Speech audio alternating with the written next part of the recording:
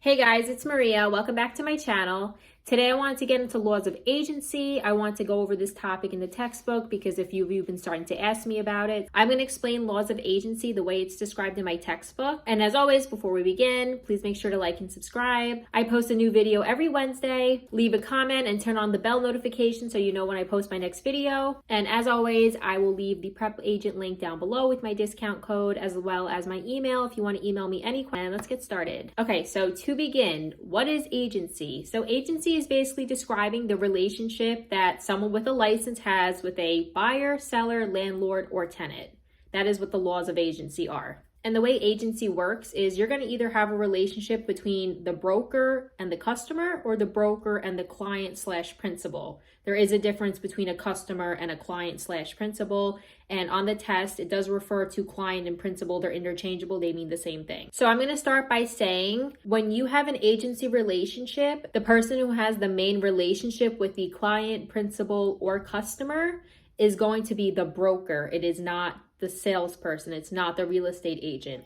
The broker has the main relationship with the customer or client. We're the ones as the real estate agent actually talking to them and doing all the work for them, but technically the broker is actually the one that has the main relationship with the client or customer. So technically, as a salesperson or as a real estate agent, we have a main relationship or a direct relationship with the broker, and we have a sub relationship or sub agency to the buyer or seller, which I understand can be confusing because we're the ones actually working with them and talking to them on a daily basis, but technically the broker actually has the main relationship with them. We are the sub agents to them. So now I want to get into the difference between what a client or principal is and then what a customer is. So for the sake of the test, guys, to make this as simple as possible, basically a customer is somebody who you're working with and helping with, and you do have to give them fair and honest dealing, but they technically haven't signed a contract with you to specifically represent them.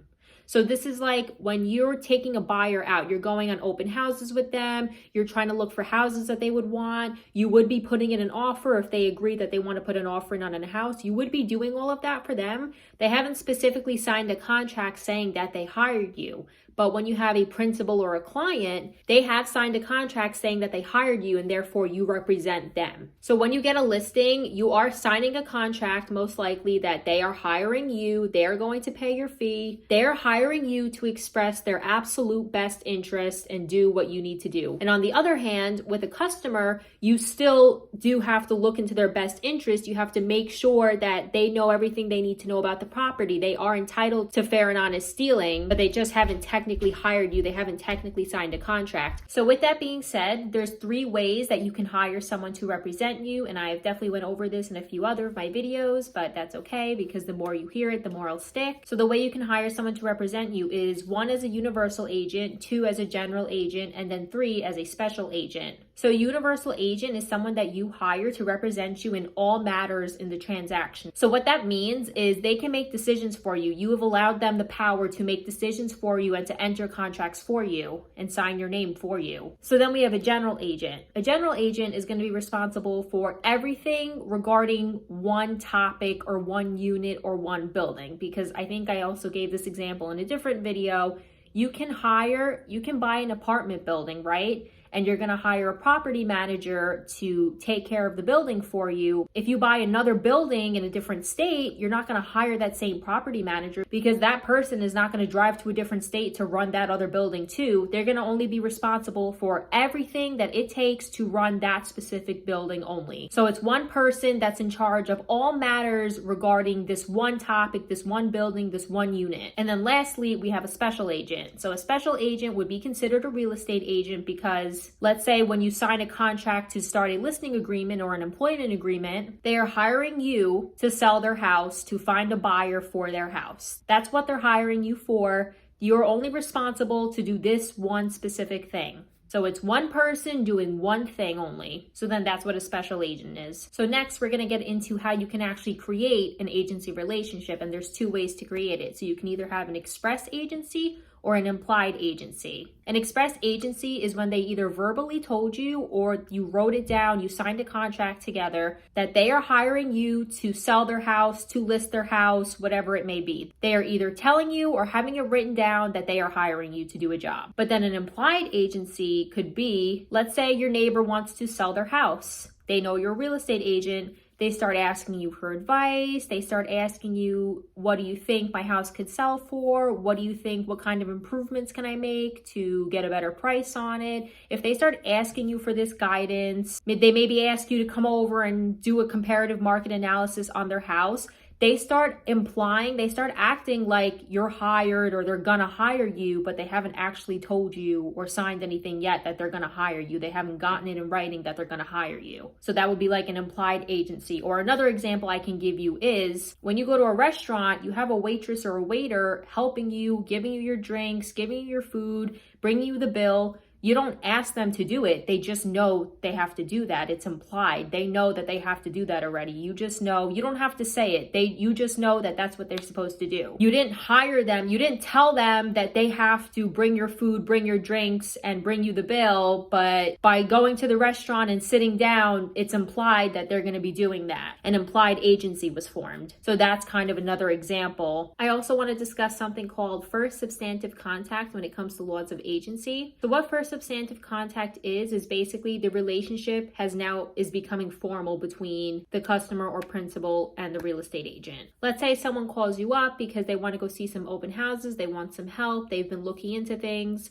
Well, basically, if they really start making a game plan about, let's say they tell you about their finances, they're trying to figure out how soon they can actually get moving and settle down into this new house that they want to go see, and then you guys, because they sound really serious, you're going to meet the buyer for the first time at the house. You're going to show them a house. That first time that you guys meet, that is called the first substantive contact. And that is basically when the relationship between you guys became formal. Because when you guys meet, before you guys even walk into the house, you should have them sign the agency disclosures right then and there. And now it's just become more serious that they're seriously looking to find a house they like, put an offer in, and get a transaction closed. Now I do want to get into the fiduciary responsibilities, and there are certain expectations that we have to live up to as real estate agents. Whether someone has hired us in a contract or not, they're always entitled to fair and honest dealing. And then we take it a step further with the fiduciary responsibilities. So many of you guys I know this as old car, but just to get into what old car stands for, we have obedience, loyalty, disclosure, confidentiality, accounting, and then reasonable care. These are your responsibilities to anyone that you work with in a real estate transaction. So there are three that I want to emphasize a little bit more for the test. So that's going to be disclosure, loyalty, and confidentiality. Confidentiality is basically don't give away personal information about your buyer or seller. If your buyer or seller is going through a hardship, like they have cancer or they're in a rush to move, that's not stuff that you need to tell anyone. If they happen to tell you extra information, that's fine, but you're not supposed to be telling anyone else what's going on with them besides what's required. Then we have loyalty. So loyalty is basically you're supposed to be doing whatever your best interest for your buyer or seller is. So let's say if your seller's in a rush to move and they tell you, just because I'm in a rush to move, I really would accept $50,000 less for this house. You're not going to run to any of the people looking at the open house and tell them that, because you're supposed to be it's not in the best interest for your seller to actually get $50,000 less for their house. You're going to be trying to help them get the highest amount. On the other side, if you're working with a buyer and they say, I really love this house, I really would pay an extra $50,000 for it. Again, you don't go and run and tell the seller's agent that. You're supposed to be doing whatever's the best interest for the person you're working with.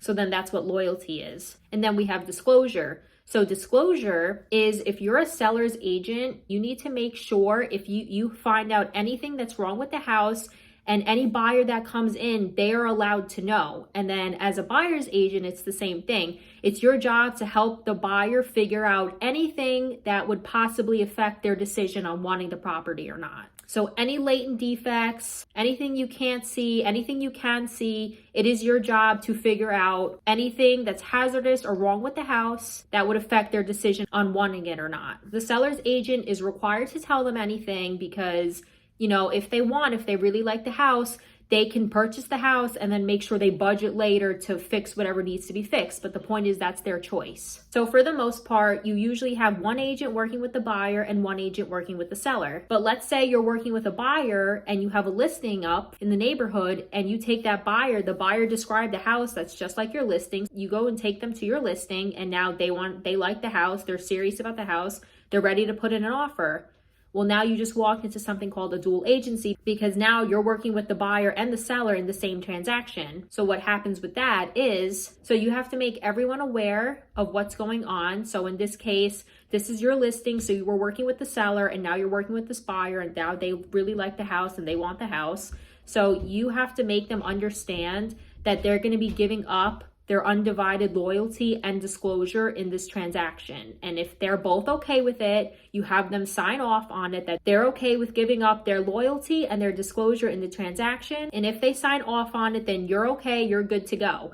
But if someone decides that, you know what, I'm not okay with giving up my loyalty and disclosure, I want someone here to represent only me, then what ends up happening is you're going to have to call your broker and they're going to send someone called the designated agent to the transaction. They're most likely going to be representing the buyer if it's your listing. And that means that they are not okay with giving up their loyalty and disclosure. They would not sign off on it. So therefore, they sent someone to specifically represent them. Your broker sent someone to represent them. So that's called the designated agent. So lastly, when it comes to agency, I wanted to talk about how you actually end an agency relationship. There's a few ways to end it. So basically the way it could end is if someone passes away, if the buyer or seller passes away, the relationship is obviously expired. If the property was completely destroyed by a fire, then the relationship is going to be over. If you have a fire in your house, this is like a great test question. If you have a fire in your house and it maybe only burned up like 1 or 2 rooms, then your relationship is actually not over. You obviously are going to clean up the rooms. You're not going to have any open houses until the rooms are cleaned up, but your relationship's actually not over. It's only over if the entire property is destroyed. If you guys signed a listing agreement and the house didn't sell within the time that you guys agreed on, obviously now the contract is going to be over. The relationship is ending. The relationship is also ending if you actually sold the house. If the terms of the agreement are completed,